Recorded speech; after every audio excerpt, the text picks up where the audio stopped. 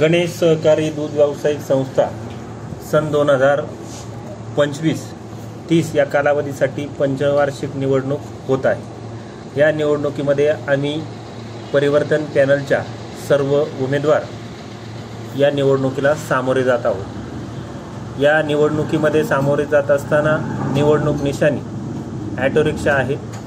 सर्वांनी रिक्षा समोरील शिक्का मारून आम्हाला प्रचंड बहुमताने विजयी करा असं आव्हान या निमित्तानं करत आहोत। विशेष पाहता गणेश दूध संस्था म्हटलं तर या संस्थेचा नावलौकिक देश पातळीवरती झाला।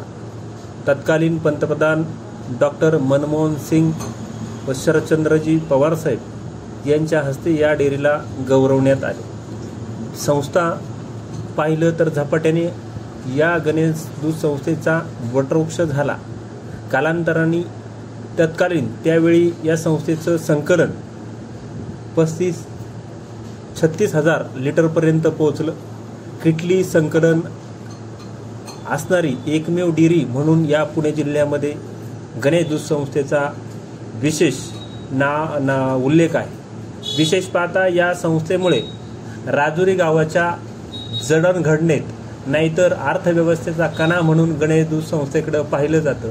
हे करत असताना अनेकांचे कुटुंब या संस्थेच्या जोरावरती चालू आहेत। काबाड कष्ट करणारे गवळी बांधव, त्यांच्याकडे असणाऱ्या दूध उत्पादन, त्यांच्याकडे असणाऱ्या गायी याद्वारे या डेअरीला दूध जे ते संकलन करत असतात। विशेष पहा, आम्ही सर्व मंडळी हे सर्व करत असताना या संस्थेची पंचवार्षिक निवडणूक व्हावी अशी अपेक्षा नव्हती। ही बिनविरोध व्हावी यामध्ये संस्थेचं हित होतं।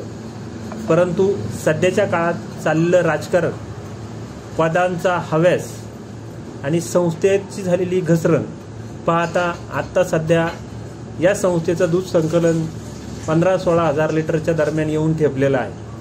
36 हा गॅप फार मोठा आहे। म्हणजेच ही संस्था जी आहे ती प्रगतीपथावरती जावी। या संस्थेचा गवळी टिकला तर संस्था टिकेल आणि संस्था टिकली तर गावचं गाव पण टिकन, कारण संस्थेवरती या गावचं हित अवलंबून आहे। विशेष पाहता त्यावेळेच्या ज्येष्ठ मंडळींनी या संस्थेची स्थापना केली, पण केल्यानंतर पाहता पाहता वटवृक्ष झाला। मित्रांनो, एक बाब लक्षात घ्या, आपल्या स्टँडच्या बाजूला स्मशानभूमीलगत एक वडाचं झाड होतं आणि ते झाड असं होतं का खूप बहरलेलं होतं। कालांतराने अडचण होतीये तारांना, लाईटीच्या तारांना, म्हणून एक फांदी कापली। कालांतराने पुन्हा अडचण झाली, पुन्हा एक फांदी कापली। अशा जर फांद्या कापत गेलो तर कालांतराने आज जे झाड आहे ते झाड काय अवस्थेत आहे हे आपल्याला बघायला मिळतं। असणारी गणेश दूध संस्था ही अशीच आहे। कालांतराने एक एक बाब जर या संस्थेची कमी होत गेली, वटवृक्ष असणारी संस्था ही अधोगतीकडे कधी जाईल किंवा जाती आहे हे आपल्या लक्षात येते। कारण का दुधाचं संकलन फार घटलेलं आहे। आणि हे करत असताना आम्ही सर्व उमेदवार जे ते आम्हाला कुठल्या पदाची अपेक्षा नाही किंवा सत्तेसाठी किंवा खुर्चीसाठी आम्ही सामोरे जात नाही।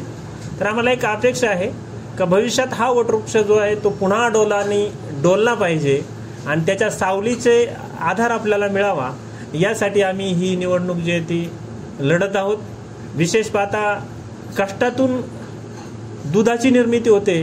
प्रत्येक गवळी जो आहे, दूध उत्पादक शेतकरी जो आहे, तो घरातील असणारा चारा काढणं शेतातून, तो आणणं, त्याची कुट्टी करणं, नंतर धारा काढणं आणि त्या कष्टाचा पारावारा उरत नाही।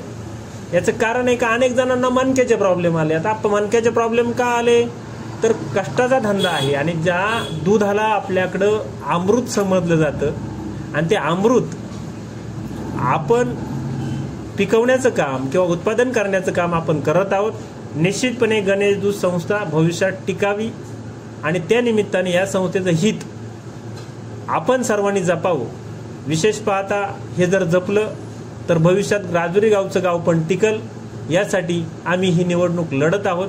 आणि यासाठी सर्व शेतकरी, गवळी बांधव, दूध उत्पादक शेतकरी यांना मी विनंती करतो, परिवर्तन पॅनलच्या उमेदवारांना रिक्षा समोरील बटन दाबून शिक्का मारून आम्हाला प्रचंड बहुमताने विजयी करावं ही आग्रहाची विनंती. धन्यवाद.